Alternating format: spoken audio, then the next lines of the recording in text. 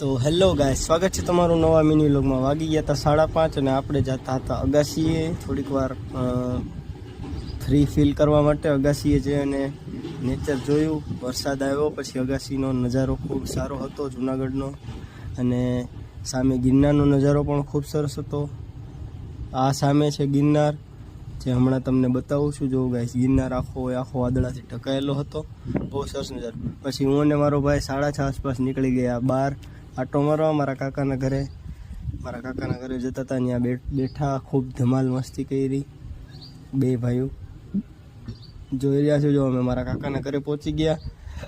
ત્યારબાદ પહોંચી અને અમે ત્યાં ઘણી વાર બેઠા અને કાકાના છોકરાઓ સાથે મસ્તી કરી।